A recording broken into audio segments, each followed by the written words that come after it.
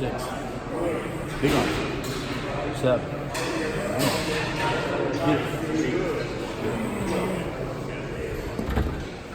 We're doing a little reverse curl here.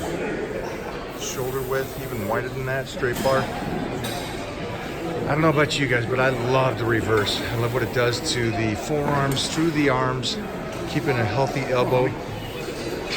Great exercise to start with.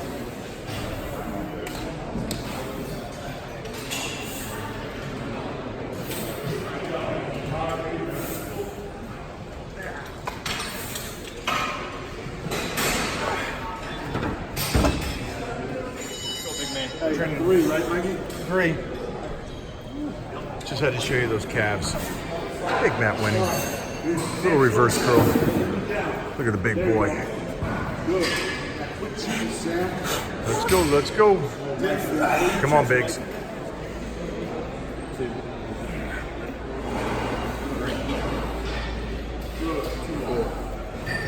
Chest up the whole time. 6. 7. Get it. 8. So today with Mike, we're doing reverse grip curls. We don't usually do those a whole lot as powerlifters, so the angle is a little bit off. We do a lot of hammer curls to develop here, but I've noticed turning my hand back that way, it's really stressing a lot of the top part of the forearm, which would be really good if you have wrist bending issues on the bench press. But the point is, and why I like coming to train with Mike so much, is that we never do the same thing when I'm here every year, and it makes me realize how much more I have to work on things that I may unintentionally ignore. So some of the stuff Mike puts me through, I don't train that way, but I like the competition, camaraderie, and the ability for us to push with things that I'm not familiar with. Doing a twist of the wrist here, a little supinate action. Come on, Biggs. That's as far as I twist. Come on, Biggs. 3 sets of 10 reps here. Come on, kid. Good big boy. You'll notice the speed change from all 3 guys today. Form's a little different for all 3. All 3 ways are correct.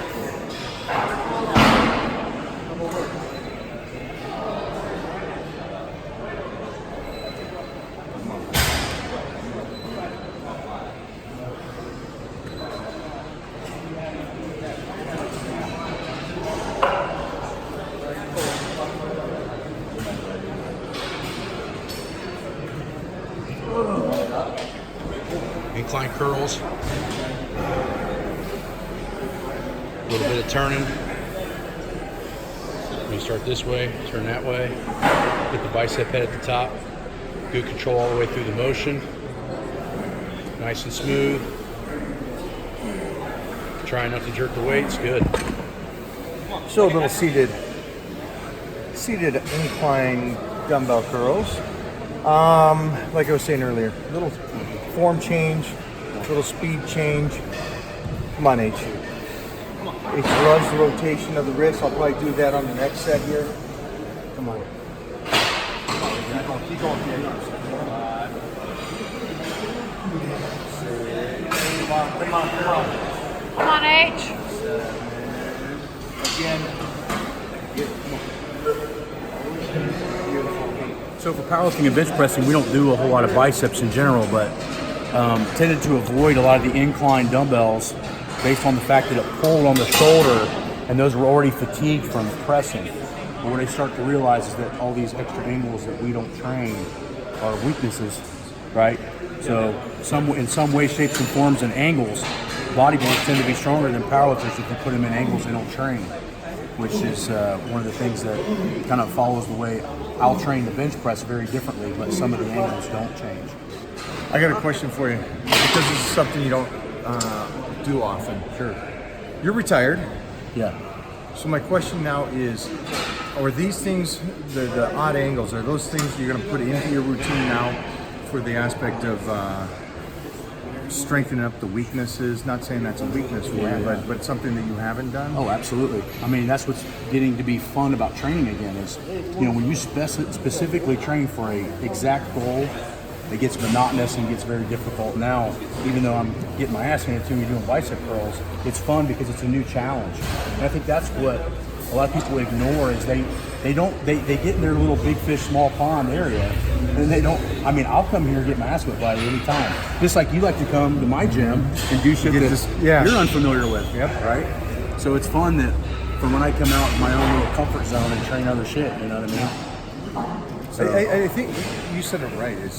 And I'll talk about this more tomorrow, but people really do stay in their lane because they have this one goal.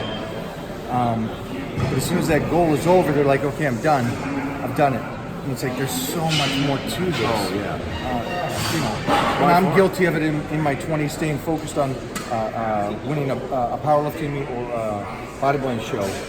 And now it's about longevity and about range of motions, finding the weaknesses and making them stronger. Sure. And what's funny is when I start to train things that I'm not used to, obviously it hurts the ego a little bit, but then what I start to notice is 2-3 hours later, everything starts feeling better because I worked an angle that my body wasn't used to. So it's that overuse. You can't overuse if you're constantly changing what you're doing all the time. You know?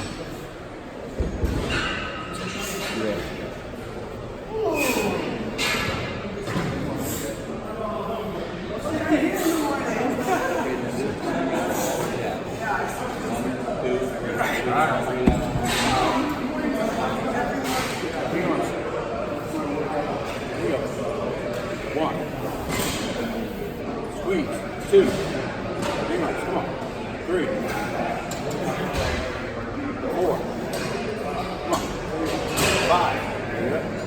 There it is. Come on. Get it. 6. Get it. 7. Get it. 8. Good, Mikey. Yeah, there it is. Come on. Get it. 9. Good. One more. Squeeze. Get it. Yeah. Good.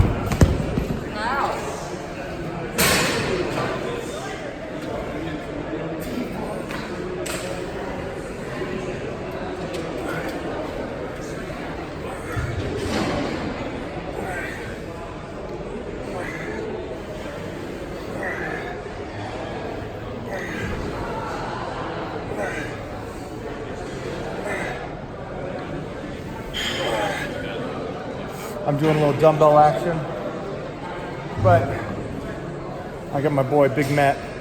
Check this out. Come on in, big dog. I'm doing dumbbells. He's doing easy curl bar. Up and over the bench, kind of hanging over.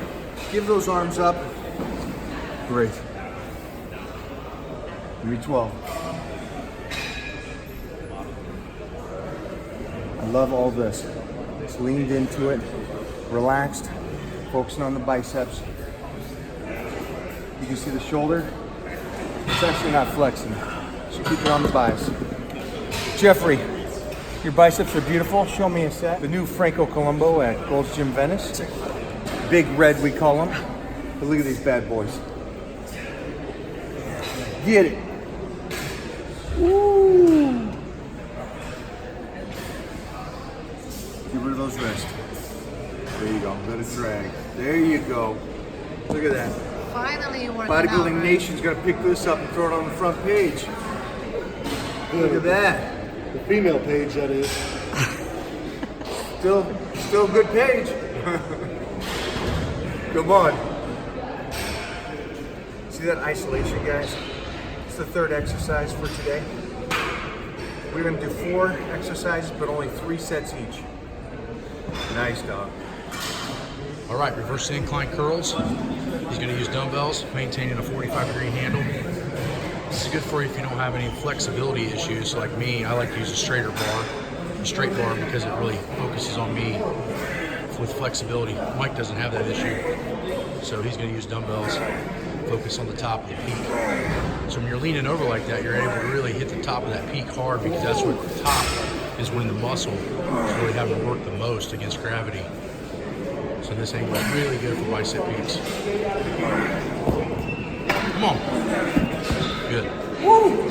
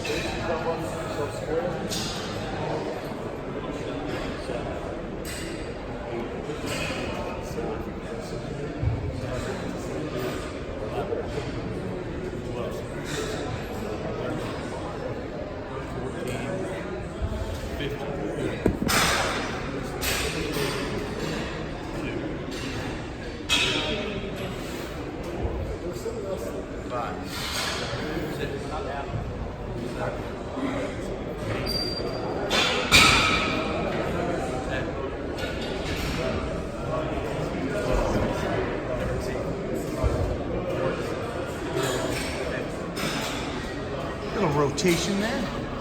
Again, go back to the form on speed. You're not a power lifter. You can move through exercises and still have control. For you guys that are no development to the arms yet or not where you want it, slow it down. Control it. His control is second level, man. This is again, a champion. This is a different way to do it. Jeff goes slow, controlled, trying to isolate. Heath is our principal key point of mind and muscle connection.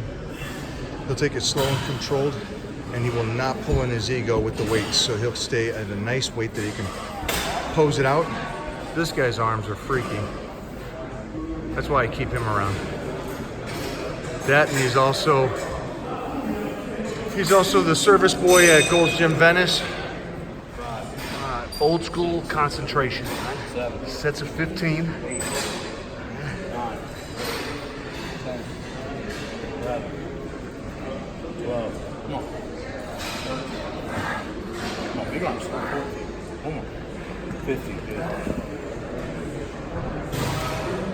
1, 2,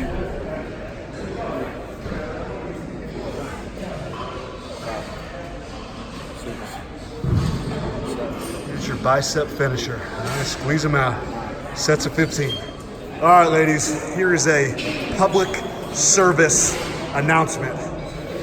You see the guy training this beast? This is, yes, this universe. But is she training like a, let's say, prototypical female? The answer is no. Power bodybuilding is not male-centric. This will work for anyone, any of the two genders, male or female. All right? The principles stay the same. Ladies, if you want results, don't buy the lie. People are selling you on Instagram and Facebook and all the other shortcuts.